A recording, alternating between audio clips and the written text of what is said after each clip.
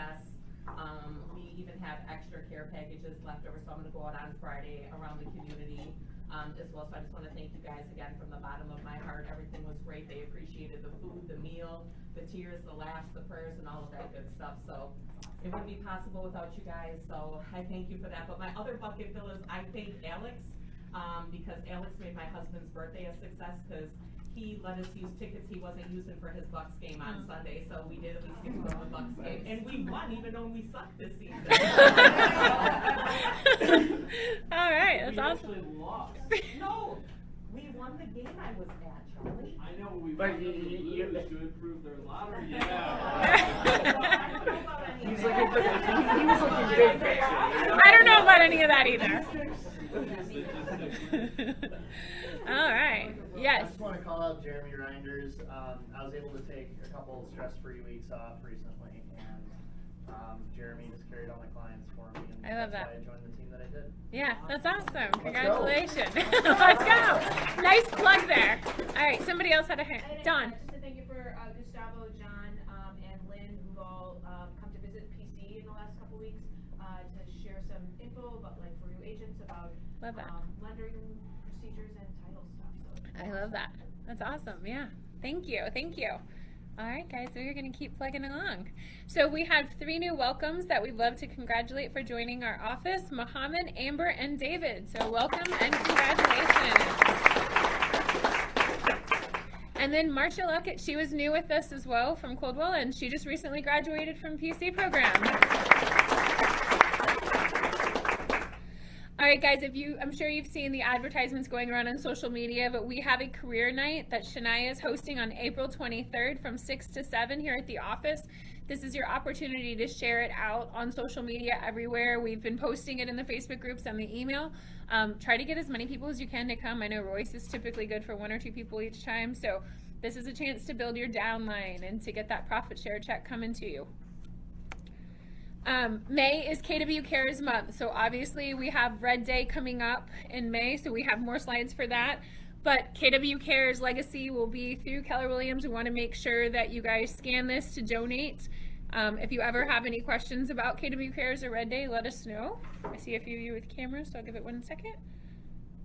And then for Red Day here, we are doing Bridge to Brighter, Souls for Jesus. There is a wait list for Souls for Jesus. That one is already filled up. Emmanuel MKE, Camp Whitcomb Mason, and Courage MKE. We have had a few questions as to why we're not doing Zacharias Acres this year. It's just because we've had such a need and requests from other branches that they're trying to spread us out into other communities. I've heard some really good things about Camp Whitcomb. Do you know anything additional about it, Charlie? Yeah, Okay. First of all, I'd say 134 people registered after week 1, which is amazing. Usually it's like we get a ton of people to register the week before, not the first week. Bridge to Brighter is call it a transition home for kids who age out of the foster care system. Souls for Jesus is the shoes, package them up. I don't know enough about Emmanuel MK to comment there. Camp Whitcomb Mason is out in the White Country area, very close to Zacharias Acres, and the work would be very similar to Zacharias Acres. Camp Whitcomb Mason is a little history for you. The oldest camp owned by the Boys and Girls Club in their entire network across the country. Truth be told, on Zacharias Acres, they didn't do anything. We were there for 5 years and thought we would expose people to other organizations in need. And if everyone's like, we love going to see Terry at Zacharias Acres, great, we can do it again next year. We just thought maybe a diversity of who we support was good. Just a thought. And then Courage MKE provides safe harbor for teens and young adults in the LGBTQ plus community. So 134 people registered. I think it's, personally, I can say, I think it's one of the best days of the year that we do, because you get to know the people around you. You give where you live, and I always say the joy of the giver is the gift of the giver is the joy you get in return. So, Love that. yeah. So make sure you guys get signed up and get your t-shirt ordered. Regional Facebook pages, we've had a few requests as to how you can get on the calendar. So if you're not already getting the emails, which you should be, from the region about events that they are hosting, This is the public one and this is the internal one. So you guys can scan these QR codes and you can download the calendars directly to your Gmail calendar and get signed up for them. So I see a bunch of phones out, so I'll give you guys just a second. Yeah, good? All right. Oh, I'll go back. Nope. I'll post these later too. Yep, we will post them for you guys as well. All right, KW Inclusion and Belonging Fair Housing Summit is April 23rd at 10 a.m. So again, QR code, we will get all of these posted for you in the Facebook group as well. And then KW Young Professional Summit is happening May 28th through the 30th. Early bird tickets are $107.17. This is for typically 30 and under. So this is a huge thing. One of, This last year, I'm old as hell. yeah, you don't have to be 30 and under. You can totally go to it. Dawn's going to come up and speak for a quick second about Team Still I Run. Oh, I'm coming up to speak, here we go. It's cool. I'm used to this. Got to get your steps in. Yeah, exactly. So I'm running a marathon in June. It's my first marathon. I'm not. There's other people in this office that I know have run marathons, but I'm running for a charity. It's Grandma's Marathon in Duluth, Minnesota. I am not a grandma. That's not. It's the name of it. So it's a charity that focuses on the connection between mental health and movement. So they do a lot with scholarships for people who are just getting started in their movement journey. They have ambassadors throughout the country. They have run clubs throughout the country. So it's not just running, but it's just that general movement. And so I have a goal of 60 unique donors. You already donated, Arnie, I know, so thank you for that. So don't donate it again, because it's 60 unique donations. And so I'm at, I think, 15 right now. So thank you to everybody who's donated. And then every dollar helps, so it doesn't have to be a huge amount either. So thank you. Awesome, thank you. And we'll post this out in the Facebook group as well for you guys. All right, Joe, come on up. Yeah, and Jay, come on down. Do you want me to go to the next slide? Sure. He can say his spiel. Yeah, let while me these see. are going. So a couple of weeks ago, Joe came up and talked about what he does here.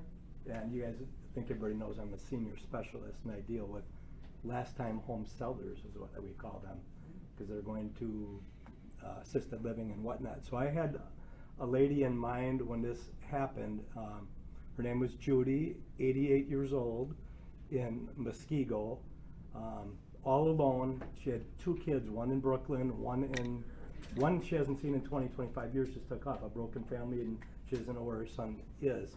So she fell and she broke vertebrae in her neck, and I saw her, she was no TV, she was sitting in a lazy boy chair looking straight ahead when I met her, and told me about her house, her driveway that she had put in, asphalt. She was so proud of it.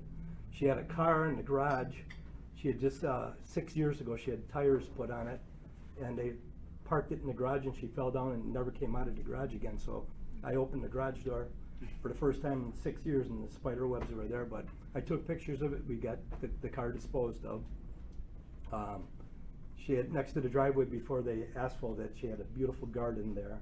And she cried a couple times that she wanted one more Christmas in the house.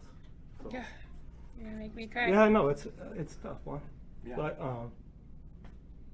Lynn and Joe and Lisa, I'm talking about Red Day. Every day is Red Day. We're always serving. That's the way I look at it. We're always serving, going above and beyond.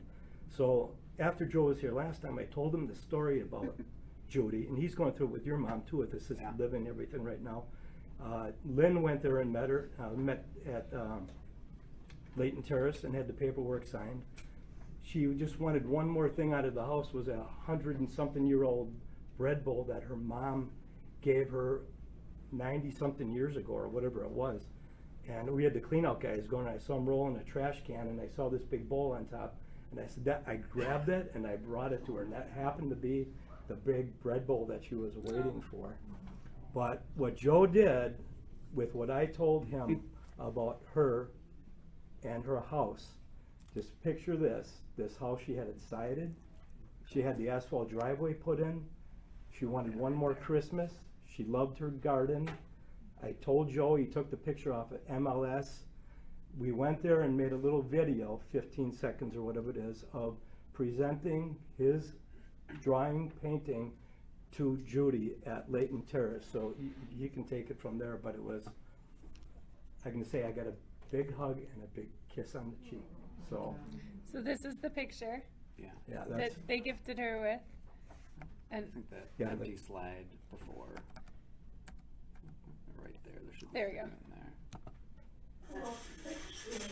Yes, it is, and it's upside down. It's harder to tell what it is. Joe wrapped it too good. Yeah. Oh, my house. Oh, look at that. You did this? That's good, Mom. Isn't that beautiful? That is so nice. Yeah, Thank you. you are quite welcome. Oh, that's beautiful. Mom, we're just like, She texted me that night, the daughter, I still have tears in my eyes, she said. This is, and she's putting it right in front of her on the wall, and I said, I wish he had a little bell he heard every time. It warmed her heart when she looked at it. 'Cause she put it right there on the wall, so she can't turn her head, and she's gonna be looking at his painting all the time. So, you can talk about that, that's. Yeah. So, So, that was just if you're wonderful. gonna I go thought it was back beautiful. one, if it's possible. right there. Go the other direction, one more. So, a little bit about what I do. I thought when I started this, it was just gonna be, you know, something to get me out of the house more, or to help put food on my family's table, but it turned into a little bit more than that. So if you guys are thinking about ordering, what I realized was we need more stories. These are not just transactions, obviously, you guys know that, but exceptional agents, which I think all of you guys are, they do all of these things, but the biggest one is they connect to their clients on a human level. And all I wanna do is like help them remember you guys as that human connection. And sometimes it's, you know, the last human connection in the real estate industry, so, The legacy we're leaving. yeah. So, thank you guys. Love that. Yeah. Back to the picture. Yeah. Would you just talk a little bit about the one of the house that you drew? Oh, sure.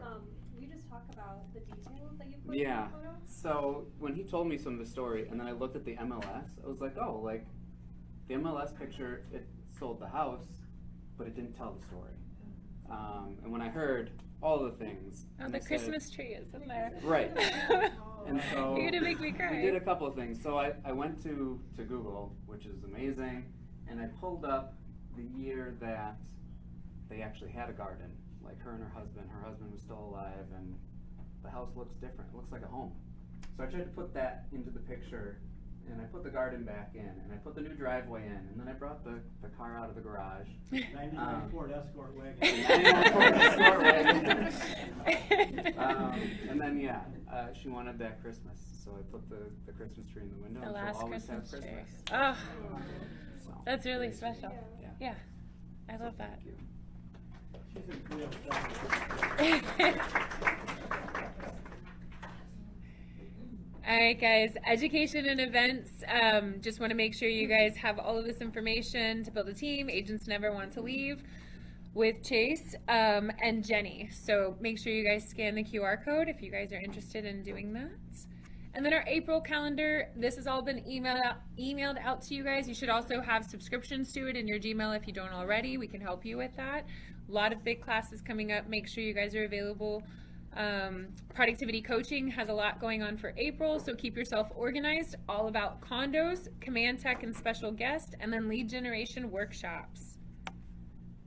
And then, I don't know if you guys have seen this, we've had a couple advertisements and emails going out about it. Swap Till You Drop, they're hosting this at Silver Spring Drive at the Whitefish Bay office, so just make sure if you guys are interested in that, you're bringing clothes that you're wanting to swap out with the other agents, business attire and so on. So it's a free event, and you guys are you're gonna register, but you can swap clothes with other agents. If you have stuff that's just sitting in your closet taking up space that you don't wear anymore, go get something new that you would be interested in wearing with another agent. And we'll post that up on the Facebook group again. And then Leads to Loyalty with Stacy. This will be recorded. It is on Zoom. Hopefully you guys can all make it next Wednesday, April 15th at 10 a.m. So play this real quick. Hey Milwaukee, it's Stacy Sauls. I'm out of Charlotte, North Carolina, and I'm really excited to talk to you about our class. It's called From Leads to Loyalty. It's basically how we grew a repeat referral business. So we're going to share all of our tricks and insights with you that day. So I can't wait to see you guys there. Bring all your questions for me. I love questions, and I'll see you then. All right. So spring 2026 guest speakers. April 15th, we have Stacy. On May 7th, Lucas Hine. They're going over GPS 4-in-1 and AI. May 19th, Marcus Green. That's a big event. AI from toy to tool to teammate. And then June 17th, Shane Nelson. Charlie, did you have anything to add on Marcus Green? Marcus Green will be in person. Great way for you, depending, no matter where you are on your AI journey, of like, how do we create efficiencies utilizing this tool? So we May 19th here in Milwaukee, flying in from Salt Lake City. Awesome. Stacy also, they use Command. Yeah. So it's not like, oh, you're learning about how to run it out of a different platform. For those of you that use Command, they run it at a very high level out of Command. So cool. On 4/23, the region is putting on Brett Tanner, the Be Wealthy workshop. So that's available as well from 9:30 to 3 p.m. If you do need to get registered because space is limited on that one. So again, that previous QR code will repost it for you guys on how to get the regional calendar and all of their links. And then keep in mind, we have Camo Crew coming here on the 2nd of May. The Smart Plan has already been published for you guys. I've shown several of you how to go in and find it really quick and easily. But if you go into Smart Plans, just type in MKE, and then on the top right-hand corner, change that filter to newest. It'll be the first Smart Plan that pops up for you. It's already ready to go. This is a free event that you guys get to push out there like it is your event. So push it out to all of your clients in your pipeline. If you're not familiar with what eCamo or the Camo Crew does and eWaste, we will literally have 18-wheeler trucks out here in tents. Agents will sign up for shifts. They will come through kind of like drive-through style. They don't even have to get out of their vehicle. A lot of times they just say back door, pop open their trunk. The guys will actually unload everything, recycle the stuff, and it allows them to recycle anything with a cord.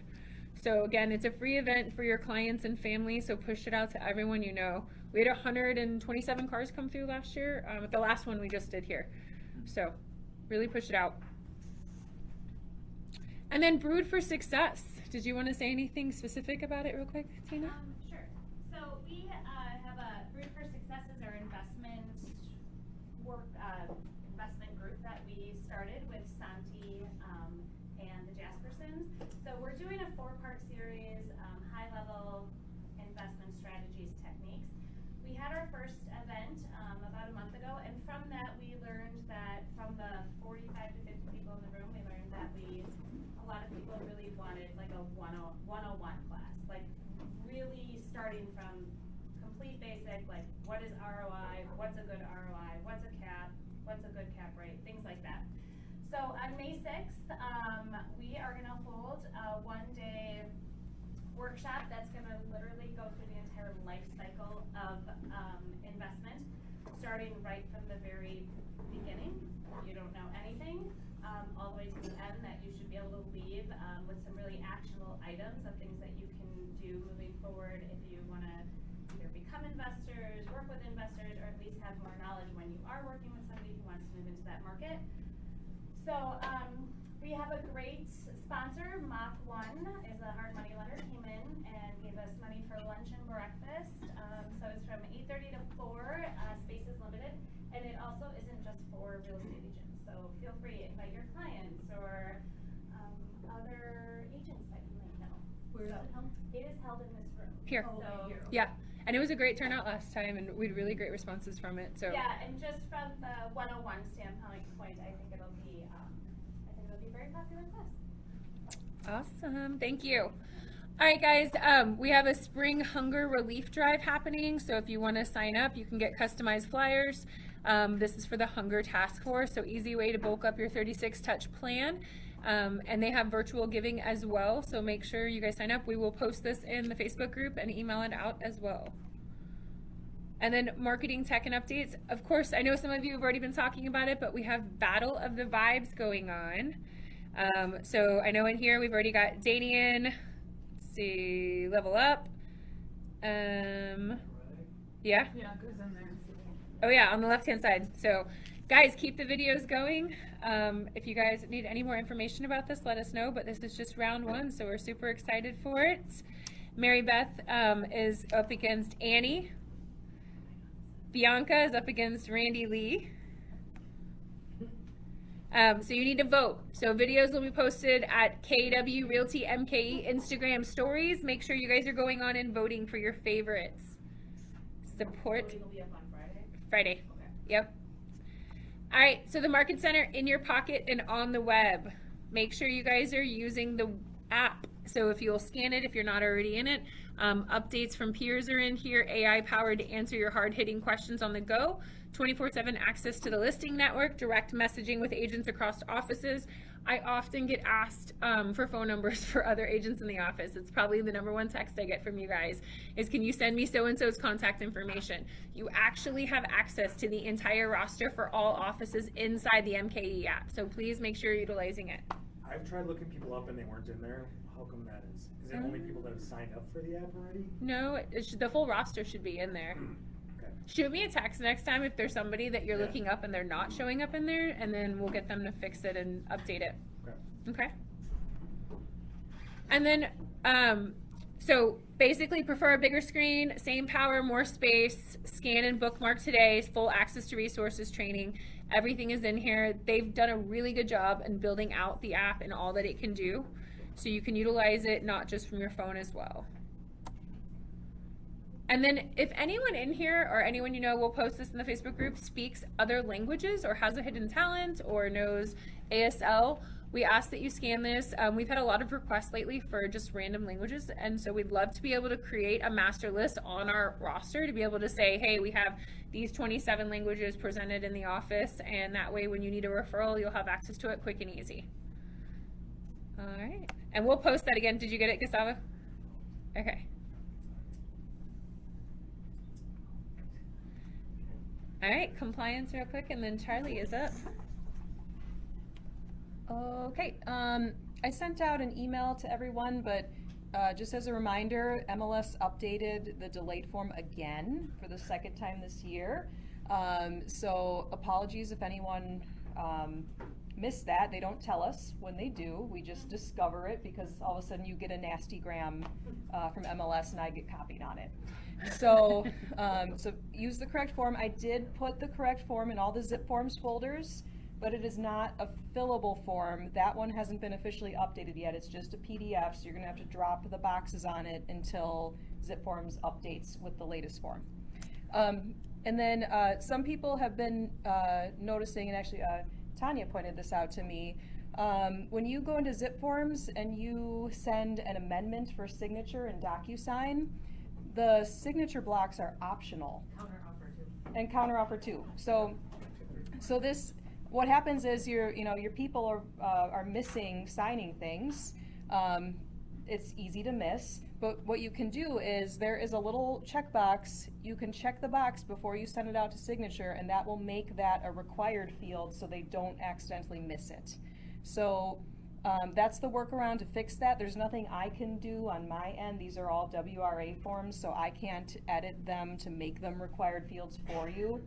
You'll notice the box is a different color too. Yes, white it's versus white the- instead of a colored box. I always change that because I did get something back and it wasn't. You'll see the date on it, but no signature. Yep.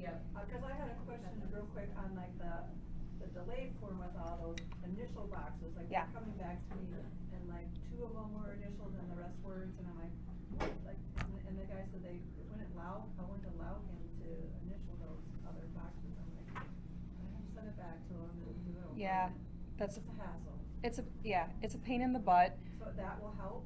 If you make it a required field. Yeah, they won't be able to send it back to you without hitting all the Yeah. boxes, Yep. Okay. So you can make initials, you can make signature blocks required. And on the counter offer, it will automatically put the initials for like countering sometimes. Yeah. So like. And on the amendment on too. On the amendment, so just delete whichever ones you're not Yep. using and then hit require. Yep. So just be aware with amendments and counter offers, you can't just like put it in and send it off. You have to do some work to it before you send it off to your clients. And then just a couple of notes, we're in a real, hot market again. So a couple of reminders, be sure to include brokerage information on all your advertising and social media posts.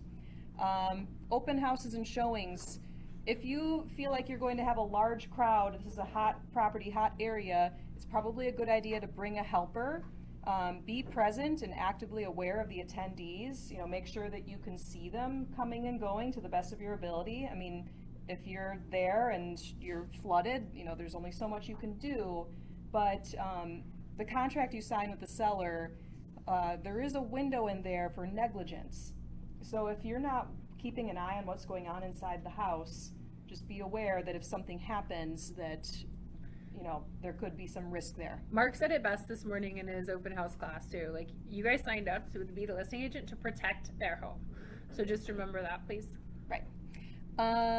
Buyer love letters are back. As a reminder, you do not, as a listing agent, you do not have to present them unless they are referenced in the offer. So it is, you know, it is not something you must do. Please be aware of fair housing violations, especially if you're assisting buyers. You cannot assist in writing these letters, and just, you know, you may want to have the conversation with your buyer that if, you know, especially they're putting pictures on there, they're disclosing certain information, or, you know, like, you know, there Religious could be comments. exactly. So there could be risk of a complaint, a fair housing violation. So just be careful with these. Do not help people write them. You don't have to present them unless they're referenced. Yes. So if you have a buyer, ask about writing a letter. I normally advise them of fair housing, say, you know, you can't include any of these, and I just reference, you know, the fair housing where it actually lists all the things that you're not supposed to. I don't assist them, but that's okay, right? To like inform them of what, just talked about or this should yesterday. I not be, or should I not say anything? Like I want to make sure I'm staying above board. Yeah, I don't want people editing these letters and being like a letter editor. I don't think it's a bad idea to let people know, like, these are, you know, fair housing is a thing. You know, there can be a risk of violating it. Yep. And that's about all you can say. Sounds good. If a buyer directs you to attach their letter to the offer to purchase, then you have to do it. Yeah. But be careful. And then just everybody slow down, double check your work so you can get paid on time, because, you know, silly little mistakes happen when you're moving so fast in this market. And then there's our number again to call us and text us at any time. All right, Charlie, you're up. All right. You want to know what's going on in the market? Yep. Love it. Feel free to spit it out, ask questions. I'm going to go macro to go micro. Okay? Because there's a lot of things going on that you're probably likely getting questions to. And I want to help you understand it in a way that you can articulate it very clearly so that you come from a place of competence that gives your clients confidence. Does that make sense? In geopolitical climates like ours, where there's a lot of uncertainty, people are seeking your insight and your value to give them confidence in order to take action. And if they don't have confidence, guess what happens? They don't take action. Okay? So I took a little bit of a different spin on the market update this month to help you go big to go small. So I talked about this maybe a month ago, and there was a really good question actually from this group that said, hey, what happens to home appreciation during times of geopolitical conflict? I said, well, we don't know what the future holds. We can only look back to see what happened in history. So I went back and said, all right, at 2001, something happened, you know, September 11th happened that ensued a long-term global war. And what happened to price appreciation in the successive 5 years? It grew. In 2021, Russia invaded Ukraine. By the way, I just want to preface all of this by saying none of these are political statements. These are just taking facts that are happening in our world. Your people are dealing with the facts, and we have to help them navigate it. Make sense? Okay, 2021, Russia invaded Ukraine, created a lot of geopolitical uncertainty. What was going to happen? What happened to the real estate market? The successive 5 years, it went up. It's still going up. Here's what you need to know. During times of uncertainty, people take capital and look to put it into safe and stable assets. one of the most safe and stable assets that people can put their money into is real estate. Talking point number one, what's going to happen with what's going on in the Middle East again? I don't know for certain. I can only share with what I know and what has happened in the past. And in the past, during times of uncertainty, people put their money towards safe and stable assets, which is what has driven appreciation of values during times of uncertainty of geopolitical conflict. There you go. That's the slide. Cool? Sweet. Second piece of it. We've had an interesting ride over the last 90 days as it relates to rates. And I've gotten a lot of questions as of like, why did we have a spike? Here's the second piece that you can talk about as it relates to what's going on in the Middle East right now. Oil and mortgage rates are tied. And when oil moves, mortgages move.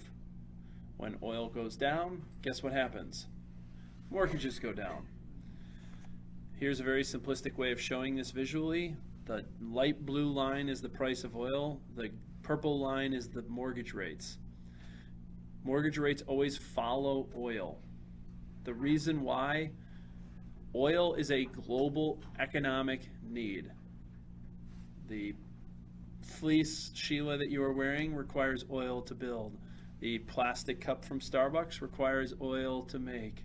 The car, everyone thinks about it as the car or the gas tank. The truth of the matter is, inflation is directly tied to the price of oil.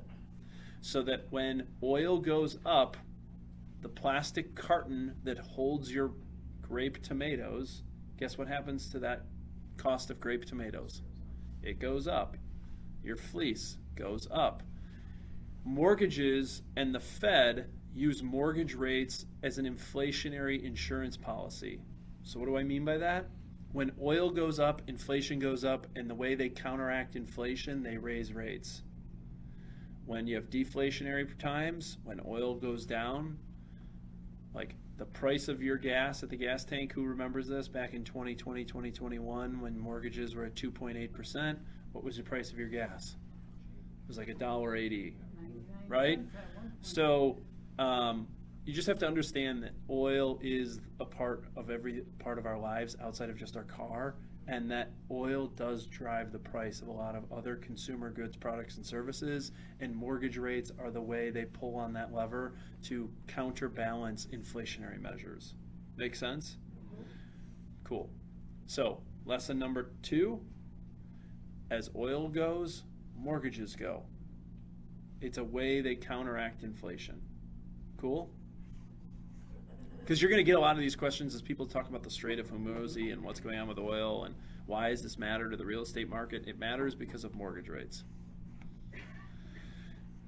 3, we are in a vastly divergent market right now across the U.S. and you have to be the voice of reason within your communities for the people that you serve. Here's why.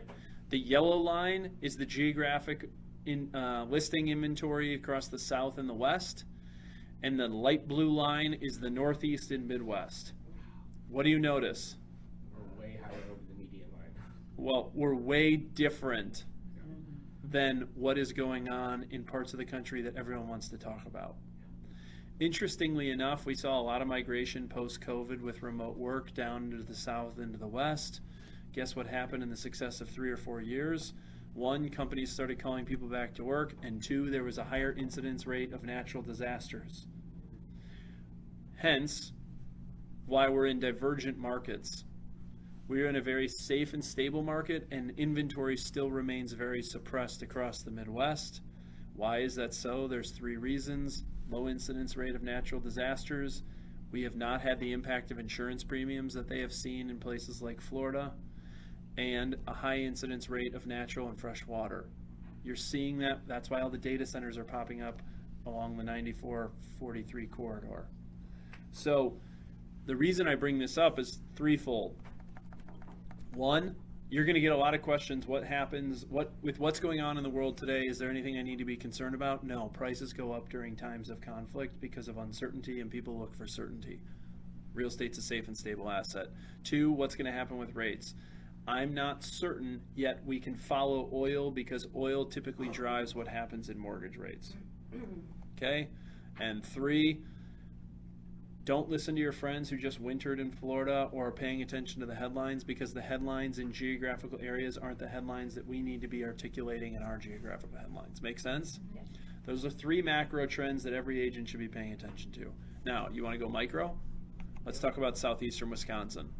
Total inventory in the first quarter of this year versus last year was up 2.8%. When you look at it versus quarter 1 of 24, it was up 7%, and when it was versus 23, it was up 14.6%. Okay? The tide is rising. My prediction was 21 and 22 was the absolute bottom of our industry. Okay? That's proving to be true as we start to come out. There's a variety of reasons for it, which I'll explain here shortly. But total inventory has grown consistently in quarter 1 markets of the past 3 years. However, inventory still remains tight, as we know this, as velocity has remained consistent. New inventory units. The reason inventory has gone up is because new inventory has gone up, and there's a variety of reasons for it. New inventory has grown consistently in Q1 over the past 3 years because rate unlock continues to alleviate new inventory, and the time in the market of life events continues to occur. Okay? Here's a cold hard truth that is absolutely undefeated. As people, death, divorce, job change, household change, families, kids, all these things will continue to happen.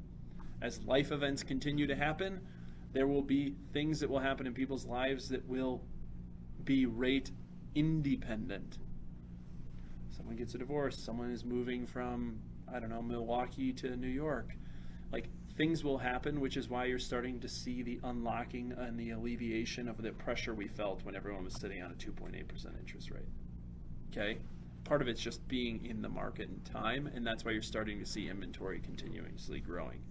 The good news as it relates to our market, I'll go back to this, is that demand hasn't changed. So while inventory has increased, demand hasn't changed. Okay? So demand was stagnant in Q1 of 23 and 24, and it is now increasing in 26, which is a positive sign and likely correlative to the rate decreases that we felt in the first 90 days of the year. Okay? Now, here's an interesting thing, and then I'll go back to expired units. And yet, days on market has increased. So while demand hasn't changed and inventory has increased, days on market has also increased, and here's my caveat to that. The reason it's important to help you understand is the market that we operated in terms of the velocity in 21, 22, and 23 was not healthy. It was too fast, okay? And it was not sustainable. So the days on market increases are actually healthy increases to allow the market to breathe like a wine. Like, you got to get a house to the market to allow the market to see it in order for the value to really be shown. That's not a bad thing. This would be concerning if days on market were going up, but units going under contract was going down, because then you'd know we'd have demand softness. That's not the case here. And the reason why I know that it isn't, that it is starting to balance out in terms of what is healthy from a velocity standpoint is expired listing inventory has actually decreased. And so what that's telling me is listing agents are being better at articulating what's going on in the market, but also 2, clients are being more patient than they were in 25 and 24. Like, well, Sally sold her house, put her house on sale on Thursday, and by Friday night she had $100,000 over asking, and I want the same thing, and she only did it 12 months ago. You're like, yeah, but that's not the same market we're operating in today. Expired listings going down, despite the fact that days on market are going up, are telling us that clients are now understanding of the operating of the environment as it relates to listings. Make sense? Cool. 3 units that are going under contract are directly correlative to the new inventory unit. So new inventory was up 3%, units going under contract is up 4%. Effectively, when we know that demand hasn't changed, the more inventory we bring to market, the more actual transactional units we'll be able to do. Okay? Simply put, and I put the new units right under unit under contract so you can see how correlative they are. Now, take all of this into account, and here's your equation. New inventory has gone up. demand has actually increased because the rate environment in the last 90 days improved. So it got more people engaged. And the velocity in terms of people transacting also increased. What happens in that environment? Prices go up. So the people always come to you and the first thing they want to know is what's going on with pricing, correct? Even if they're not wanting to transact, it's an incredible slide. Averages this year, just over last year, are up 6%, but when you compare it versus Q1 of 23, they're up 21%. When you look at the median, we are up 5.8% versus last year, up 24% versus 2023. And when you look at a very static measure of price per square foot, we are up 5% versus last year across the entire Q1, and we're up 29% versus 2023. So when people come to you and say, and this is the actual factual data that backs up the phrase that I use often, did I buy at the top of the market? The answer in reply you have is no. You never buy at the top of, you might be buying at the top of the moment, but never at the top of the market. Because if you think back in 21, 22, and 23, how many of your buyers said, God, I hope I'm not buying at the top of the market, God. Yeah. And then you look at this and say, geez, you got a 29% increase on your appreciation over the last 2 or 3 years. Point being is, this is where you can come with confidence to say, the metrics in southeastern Wisconsin are very healthy. Demand is very healthy. Homes are continuing to appreciate. If you need to move, allow me to help you navigate the complexities of what that looks like. And in doing so, you should know that your home is going to continue to appreciate. Make sense? Sweet. Yes, Sheila. Do you have any information on FSBOs or how many houses are trying to sell by FSBO? Because I have a client who wants to do it, and we're having discussions on why that's not a good choice for her. Will you take a note and send me? I'll get you the data. Here's what I know nationally. Last year, it was the lowest incidence of FSBOs across the U.S. I think it was like, if I'm not mistaken, it was like right around 8%. You showed it in the recap from Family Reunion. The FSBOs were in there. It was like a teeny tiny number. And I feel like I saw it somewhere, but I'll send it to you. FSBOs, the problem is the complexities of the market and the speed of the market just are, it's not conducive to a FSBO right now. The other thing, and I can do the data for you. Yeah, so is there a percentage, like how much more an agent would get over like selling it yourself? Yeah, I think the industry standard is right around 13%. Utilizing an agent nets a client 13% more than a FSBO would do on their own. You know, and so then the argument is well, then I'm not paying a commission. Yeah, but the delta on paying, commissions are negotiable. That's my caveat. But the delta on paying someone 3% to list my home or 3.6% to list my home, and you're willing to give up 13%, the math does not math. Yeah. I can get you that info. Perfect. What else? Any other questions? No? Okay. I'm going to jump into 2 more things for you quickly before we break, because there's something going on in the industry that it will impact, that is impacting all of you. You just don't know it. Okay. You guys heard about the Zillow preview? Okay, here, can I just draw you a really quick picture on why this is happening? This is more internal discussion. I don't think your clients, quite frankly, unless they're really paying attention to industry news, like, they really won't care, but you should pay attention to what's going on.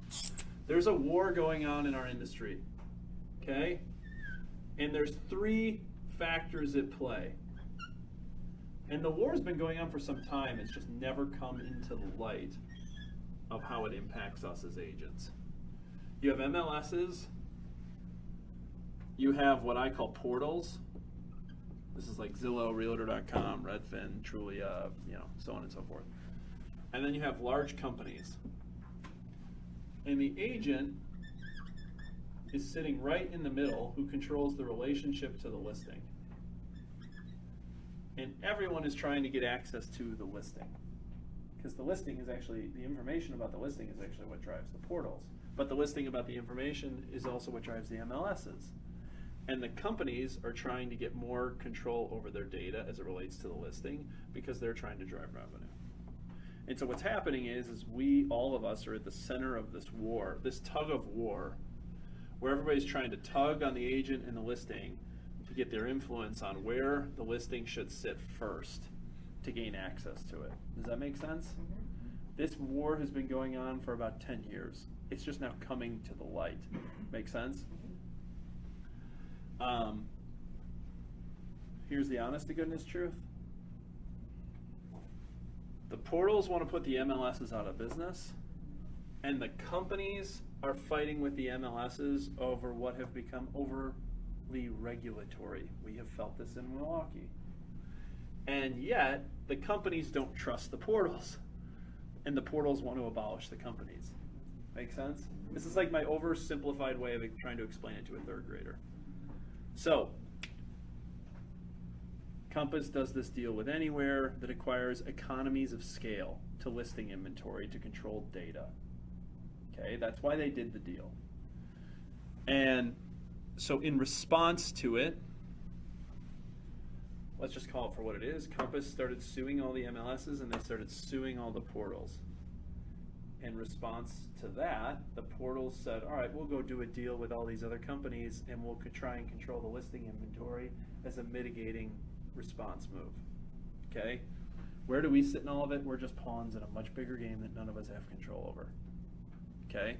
Which is somewhat unsettling, but also just we only can control what we can control, right? Long story short, KW goes and does a deal with Zillow. You can see here Zillow is the largest portal as it relates to home buyer and seller information. Like, it was a great insurance policy that KW said, all right, we have to counteract what's going on. How do we do it? Let's just go partner with the largest one. Okay? I'll tell you, here's what it means for you. In our local market, for those of you that use delayed listings, how many use delayed? Basically, this is your opportunity to syndicate your delayeds in a way that our MLS didn't allow before. Does that make sense? So before, you took a delayed listing, at max you could put it in for 21 days. That listing didn't live anywhere other than the MLS, and agents had to go source the information to provide to their clients. And we made the argument, like, why aren't we just syndicating all of this? Jeremy Reinders, to his credit, was a huge proponent of this on the GMAR years ago. So in our market with delayed listings, the only thing that changes is you have an opportunity now to be able to syndicate that information. Mind you, I'll also tell you as a listing agent, your job is to make sure that your listings have babies. How do you do that? You put it into delayed, you market the hell out of it before it goes live, and that your goal in having every listing should have 2 babies. You should have a referral from the client who you serviced, where you provided excellent service and value to, and you should generate an organic piece of business based on your pre-market strategy in order to generate another piece of business. All of you should be tracking this as it relates to the listings you take and how do you generate 2 listings, or 2 pieces of business out of it. All of your listings should have babies. This is a part of that strategy. Now, what does it mean for you and how does it impact you? First, during the time of delayed status, the only agent on the Zillow preview platform will be the listing agent. Interestingly, how Zillow turned heel and they went from trying to fight with listing agents to intercept the listing agent to leaning into your listing, your lead. Okay? And during the preview period, if a client reaches out to learn more about information, it goes to the listing agent. 2, another important fact of what is in this for me as a listing agent, you do not aggregate your days on market, nor during the delayed status, nor do you aggregate price history. So it allows you to test the market in terms of where your price is, and if you need to adjust your price, it doesn't impact your statistics as a listing agent. Hint, hint, if you didn't know this, the best listing agents are competing and telling their story around what their days on market are, what their list price to sales price ratio is, and what their pricing history is. It's the way that they get in and sell their services before they create competition. So this allows you the opportunity to test price without being dinged in those metrics. Make sense? Mm-hmm. Cool. I'll pause there really quickly for questions. I'm giving you what's in it for me is really what I'm trying to show you. Cool? Mm-hmm. Okay, cool. So we're not in an MLS-driven market. We're in a multi-channel competitive ecosystem. Your job as the listing agent is to understand the options, educate your sellers, and strategically choose how each listing goes to market. Make sense? In our ecosystem, this is nothing more than an enhanced strategy for your delayed listing strategy. So that as a listing agent, all of your listings should have 2 babies. Cool? Sweet. Now, here's the last thing I'll share with you and why this is important. I talked a little bit about Compass's play in terms of acquiring anywhere and why that matters, and it's an economies of scale game around listing inventory.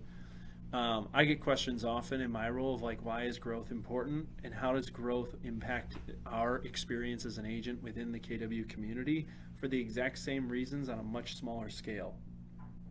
Economies of scale in the listing game, those who control the listing inventory are the market makers. Your voice and opinions of how the market operates and is shaped is impacted based on your market share position. So I just looked at this knowing that we were going to be talking about this and said, all right, where do we sit after Q1 of 2026? As a total community, KW community, we're sitting at 16% listing inventory, and we're growing. We have to grow because it's an insurance policy from an economies of scale standpoint in the portal wars and all of this stuff that, quite frankly, you guys don't need to care about, but it's a strategy we have to employ as an insurance policy to help in how this navigates our market in southeastern Wisconsin. Does that make sense? And you want to continue to grow so that your influence on how the market is being shaped matters. Cool? Yeah. Last thing I'll share with you. I get this question a lot. Like everyone, who wants to increase their average price point in the next year? Everybody does, right? And this chart I've been building for the last several years. I've been found it to be very effective in helping people break through in different price points. And so I always pull the luxury statistics as well. You lead with luxury because from a strategy standpoint, from a brokerage, luxury is always aspirational, correct? Like everyone aspires to be a luxury listing agent. If you could sell 1 home versus 10 homes, it's just, you're making more money for less work. So part of our strategy is just leading with luxury from that standpoint because it also helps us drive scale. So far through Q1 of 2026, KW as a community has sold 1 in every 3 homes in southeastern Wisconsin in the luxury space. I helped an agent who had never listed a $2 million home last week. They won a $2 million listing in Elm Grove. They had never done it before. And their entire story was you're listing with a community, and the likelihood of me selling it within my community is higher than anywhere else of those that I am competing with. And here's our metrics. And we talked about days on market, list price to sales price ratio, so on and so forth. And my point to it is in encouraging you from an aspirational standpoint to continuing to break through price barriers is use the collective community's impact in helping you achieve new heights from a pricing perspective. Cool? Sweet. And there are the trend lines to show you that like economies of scale are important in this game. There's a lot of factors at play that are going on behind closed doors, and from a brokerage standpoint, growth is vitally important because economies of scale is a great insurance policy and protection for all of us as it relates to what's happening and things that we cannot control. So I would much rather be in the driver's seat during all these, bless you, during all these conversations in southeastern Wisconsin than having to hitch my tail onto something else. Make sense? Helpful? Love it. All of this is available to you on the KW Realty MKE website. It's available to you on the app. We'll upload this, the Q1 recap for you, and hopefully I gave you some macro talking points about what's going on in the world. And I gave you some talking points of what's going on locally in southeastern Wisconsin and helping you guys navigate how to win in this market. Cool? Awesome. Thanks, guys. Thank you. Happy to help. You guys have a great day. All right, buyers and sellers needs. What do you guys got? Go to the next slide. We unmuted it at the beginning. Oh, got it.